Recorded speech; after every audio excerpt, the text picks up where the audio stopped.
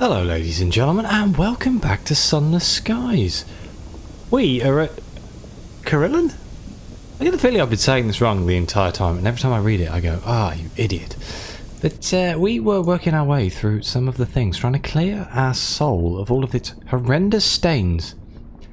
I remember getting to the Bell Garden, but I don't know where that is, and oh my god, my cat made me jump.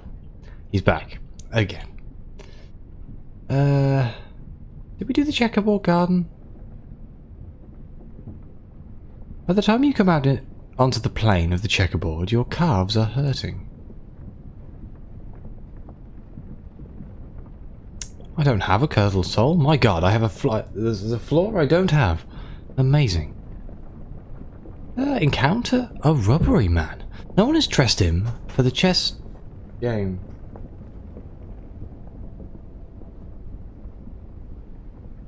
I apologise, my cat just jumped into a box and made the most horrendous noise possible. I'm not sure it came through the microphone. What are you doing?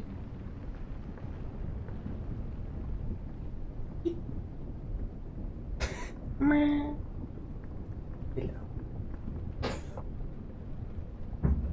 just going to leave him with his box. I apologise. Right. Rubbery man. Did I finish that sentence? Inside tentacles. Worming. Right.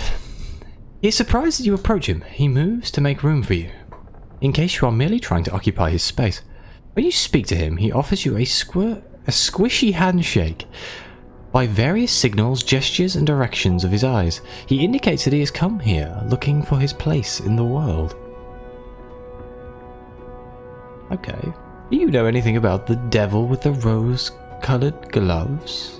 And then hope you can understand the answer. The rubbery man holds up one tentacle, representing the devil with rose-coloured gloves. Then he holds up another tentacle. After a moment, he twists the two together. Are the tentacles meant to be kissing? Is that what that is? When you look blank, the rubbery man repeats the pantomime several times. Perhaps the devil has a lover. Perhaps the devil loves the rubbery man. Perhaps the devil enjoys exotic forms of dance. Oh, very, very useful.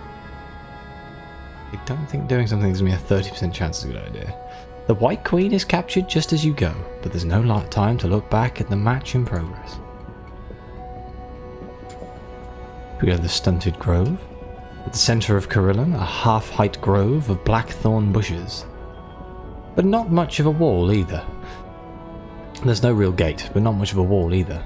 There's only a low stone barrier, perhaps a foot tall, easy to step over. Oh my god, I don't have a cold soul either? Blimey. The thorn bushes grow thorns an inch or more long. There are paths between them, but it is hard to pass by without tearing one's clothes. The devils who work here have scratches on their forearms, though they do not seem to mind. There's not a single comfortable place to sit. Meet a professional penitent. She collects penance for other people. It's a slow process, but the quality is better than the indulgence penitence one may buy at the gate. The penitent is seated on a stool, eating from an enormous barrel of violet sorbet. I'm definitely saying that word wrong. Is that sorbet? I don't know. There is enough to supply a carnival. The penitent's lips are blue, her fingers are sticky. There are purple smears on her frock. Wasps are taking an interest in the side of her face. When you come over, she puts down her spoon long enough to greet you. I'm here on behalf of the Viscountess who doesn't love her children.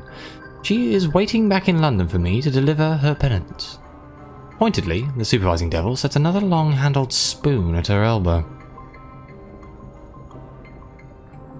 Let's ask this lady if she knows anything about the devil with the rose-coloured gloves. Perhaps she knows something. She seems well acquainted with the place.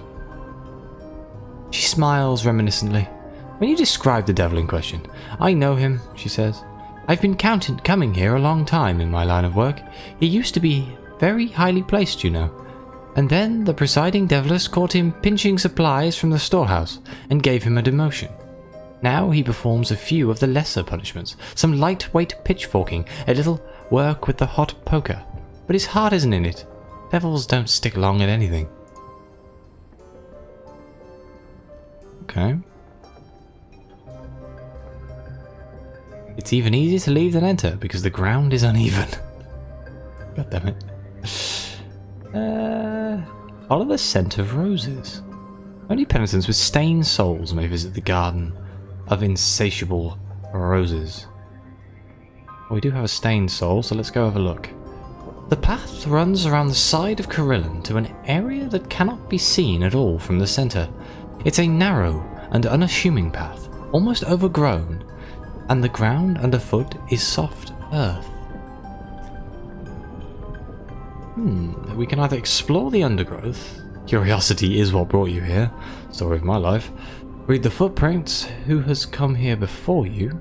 Identify the scent. It lingers in the air, mingled with roses' scent and the smoke. Let's explore the undergrowth as we go. You lift aside a canopy of leaves along the path. Underneath, white maggots are eating a sigil of warding into a fallen peach. Bizarre. By the fence, there is a composting pile. Thousands of worms are reducing to mulch a heap of unacceptable book matter. Most of the books were confiscated from penitents. Now and then, the compost catches fire, and a supervising devil has to put it out.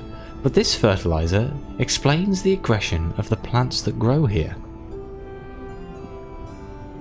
So, well, first things first, let's see if we can cure our stained soul. Perhaps you've looked into toppings you should have not. Perhaps your soul has been consumed and spat out again by an unspeakable beast. Clean again. There are of course still a number of other things wrong with your soul, at least as far as the devils are concerned. Help a hellish penitent. There is a deviless here. A deviless paying a price on her own behalf. Hell. At the centre of the garden is a picnic bouquet. Banquet. Bouquet? Thanks, brain. Banquet. There is too much frosting on all of the cakes, too much oil in the salads, but several of the penitents sit glumly eating, with only their own clothes for napkins. Damn it, cat. Really hope this is not going to throw on the microphone. The deviless sits among them, eating treacle from a jar. Supposedly, says the deviless between bites, the souls of devils are incapable of being refined. You make some adjustments, improve here and there, and then a death or two later, and all the work is gone. But I'm determined, if humans can be improved, so can I.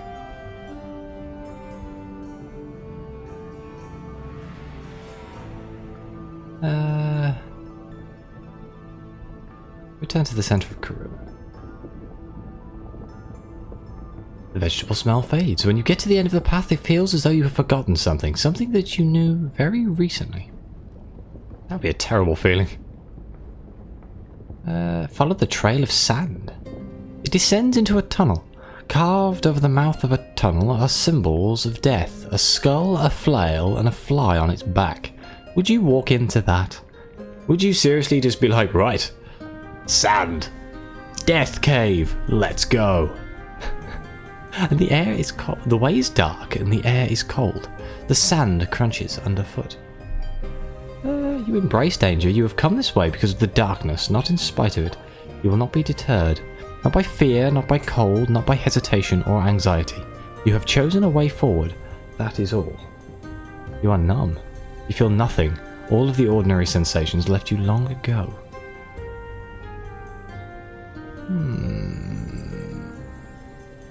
Let's go with you will not be deterred. In the pure blackness, you walk into a column of stone.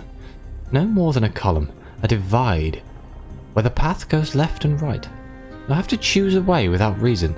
There's nothing here to determine which is the best.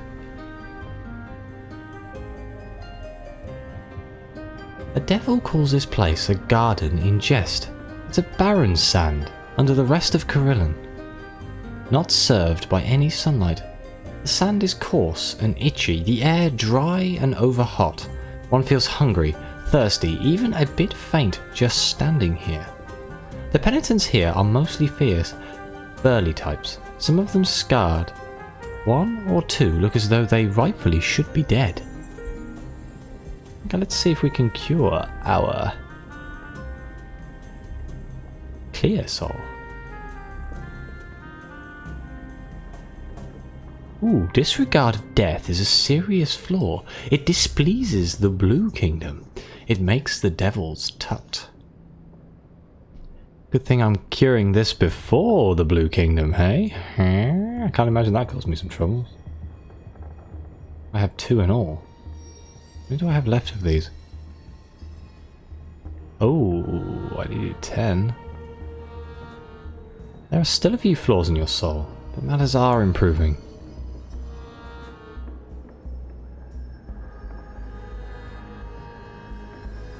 Huh. I thought that would go down with every cure, but no. Your soul is nearly in good condition now. Your soul has been rendered less flawed. Right, assist a penitent ape. He has collected human souls, and now he is here to cultivate them. How did he even gain entry to the Stand Garden?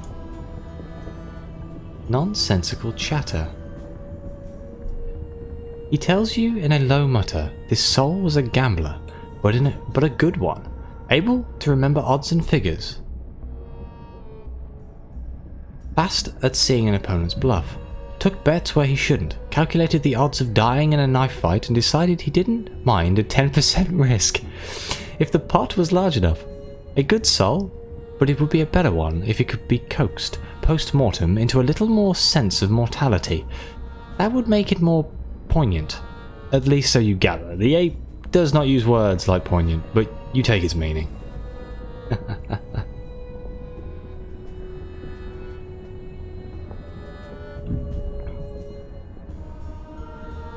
The devils call this place a garden of jest, blah blah blah, I've read that bit already. Ignore that. Return to the center. Well, you cannot return here without it.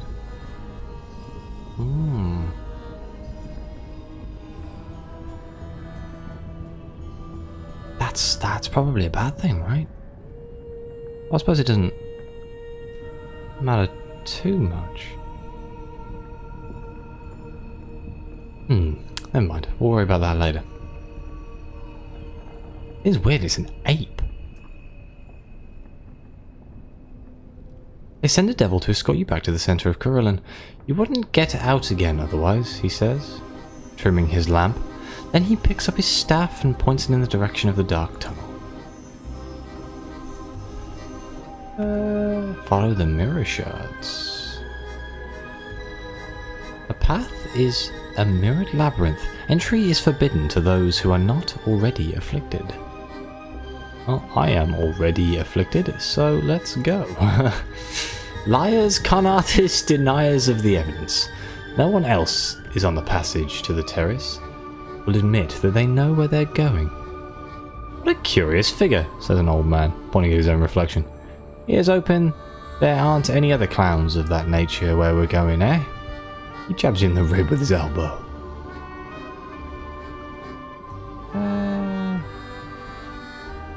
Oh yeah, admire your reflection, which is handsomer than usual. Why have you never noticed before the brilliance of your eyes? You stumble over a woman in a bee costume and nearly miss the turning into the terrace. It's an absurd arrangement here. A person could wander the labyrinth all day long without reaching their destination. Stand in front of one of the statues, and it will melt into your pose. It will look you in the eye. Its face will be your face, minus a few marks of character. It will still be transparent. Well, let's meet the grim penitent. The man is slim, and there are circles under his eyes. He shows no energy at all. He lifts his eyes when you seat yourself. It takes time to get him to speak. He finds the effort of conversation very hard going. For the first few exchanges, he confides himself to the weather at Carillion. But finally he tells you why he is here. Too many years I lived on the other side of a mirror, he says. So long that I forgot everything but the place and its ways. Where is and is not change places. I took a companion and endured his not love. It took me a long time to recognize it for what it was. You talking about the Finger Kings? I learned a bit more about them when I did the Fallen London exceptional story about the magician and his sister. That was a very good one. Excuse me. That was a very good one. Kira Flickering Soul.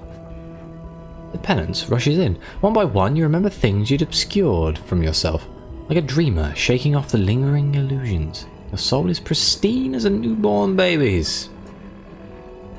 Yeah, we fixed ourselves. Don't know if that's a good thing or a bad thing.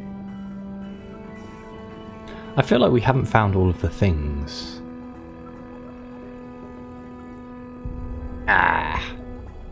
Not Terra. I feel like we haven't found out enough about the rose-coloured gloves, fella. We've been pretty much everywhere. Except for visit the isolated office of the Abstermosis? Oh no.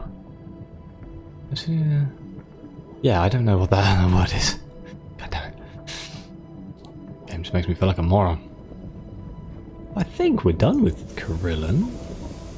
What do they sell here? Is it fuel and supplies, or is it just supplies? Okay. I'm still looking for Lustrum.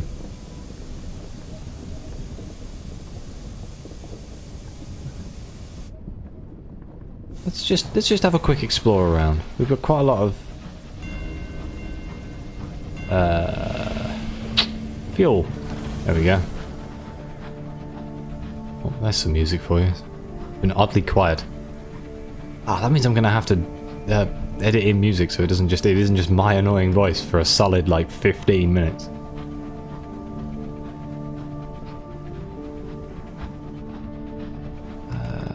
Oh, was Carillion in a dead end? This was unexpected.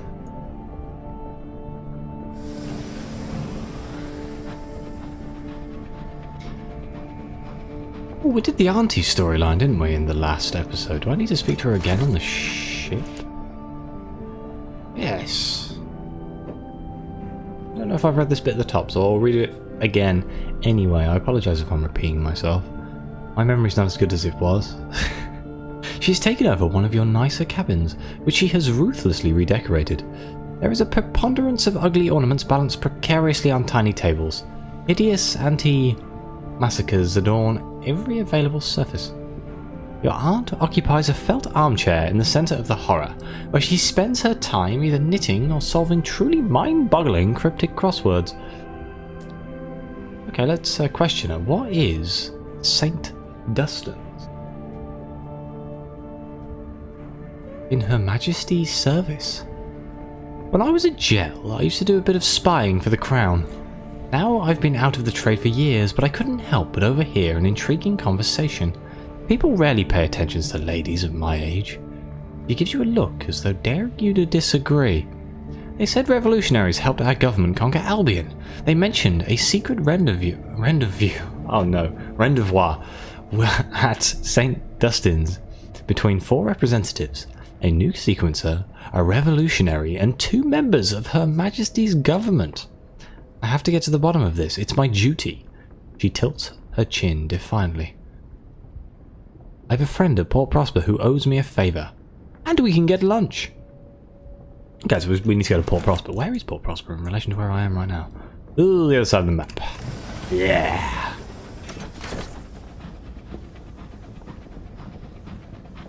That's quite a journey, but I'm sure we'll be over there at some point. Aha, good. It's not a complete dead end. Well, that makes a different noise. Oh, he's found something. Oh, over here. I'm going to be so annoyed if Lustrum isn't this side of the map. And I've just been misunderstanding what it is this entire time. Perfectly possible, though. Will this be an episode where there's no combat? He says, seeing a reach marauder out of the corner of his eye. Oh, it's one of the Isambard lines. An abandoned signal box. Window cracks have accelerated. Accelerated? That word isn't even close to accelerated. Accreted, a filling of moss green dust. Once white paint is yellowed and peeling, the signal box possesses a faded dignity, like a beleaguered butler. It was designed with pride to be part of that great folly, the Isambard line. Inside, beneath a desk covered with rustled levers, is a luggage trunk. Captains in dire need can borrow from the cash inside, but custom dictates they must replenish it later. Well, I don't need to take anything from it, but we will read the book. The handwriting is poor, but legible. Captain Flynn withdrew fuel, giving no reason. There is a column for miscellaneous notes. The captain warns of a condition afflicting her crew. It started during a period of downtime. One took up gazing at the stars and encouraged others into consideration of the heavens. This has since become a fixation, and the entire crew only grudgingly leaves the windows to perform their labours. We've read that before. At a different box. Stokers work vigorously. This place makes them yearn for the riotous camaraderie of New Winchester. I mean... cantankerous. Friend, we don't want to hurt you, friend.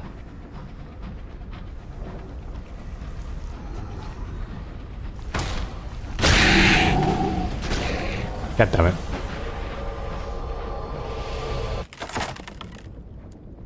We'll take some free supplies. There is a horrendous noise.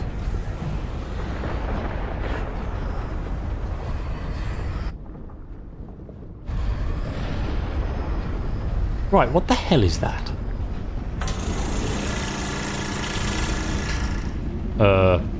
Wind?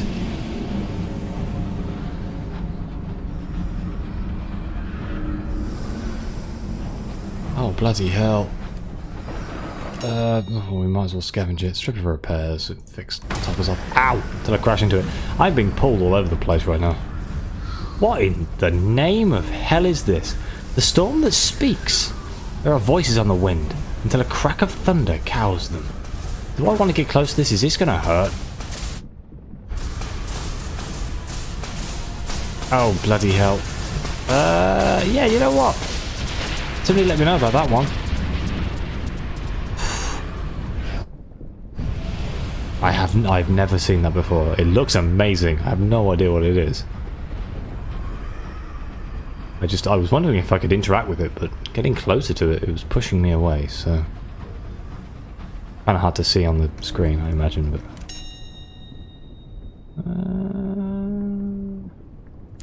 Let's enter through the windscreens.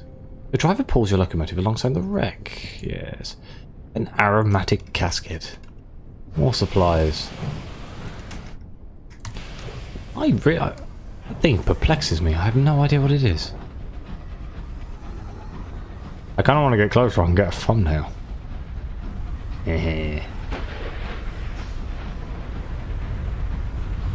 Looks amazing.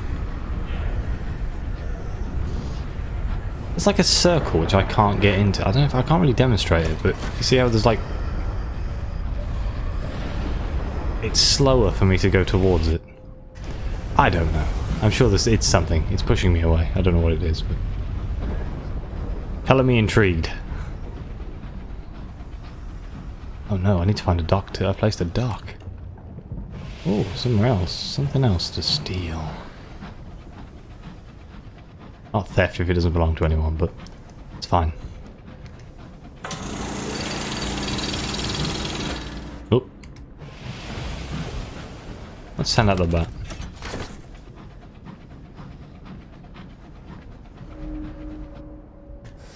It's found a port. Come on.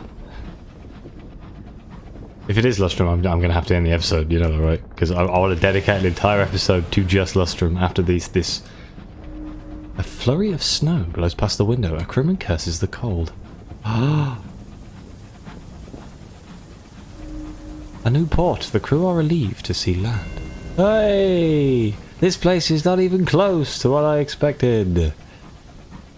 It looks like the top of Everest. There's a hole. What's in the hole? Ooh.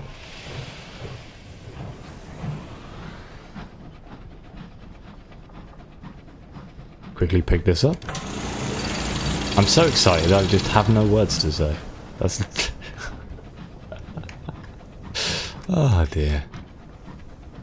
But yeah, I'm gonna... The Mother of Mountains bleeds hours. Can you taste her misery?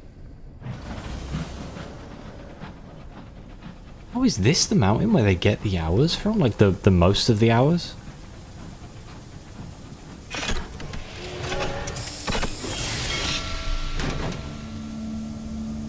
Have a quick look at the bazaar. Bargain Bronzewood. Oh, look at this. I am a massive sucker for anything that has snow. I've said this before, but I don't know. Like, I've always... what's that game that everyone was playing? It was like 6 months ago, maybe years ago now. The Lone Dark. That was a game that always intrigued me, a survival game.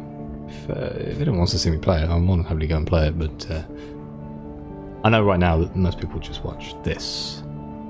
Which is fine, because I love it. Bargain Bronzewood. Raggedy Captain, employed by the Witten Vinegar Company, a struggling lumber concern, is selling Bronzewood offcuts. Yeah, sure. Buy it all. Oh, or I'll just buy one because I misclicked. Right, you know what? I'm going to have to end the episode here, but we found Lustrum, and we finished off Carillion. We have a nice clean soul now. So we're going to have to hope that that opens up a few doors. It may have, in fact, closed doors, but we'll work that out in the future. But like, subscribe, let me know what you think. All of your comments are greatly appreciated. And as always, I'll see you next time.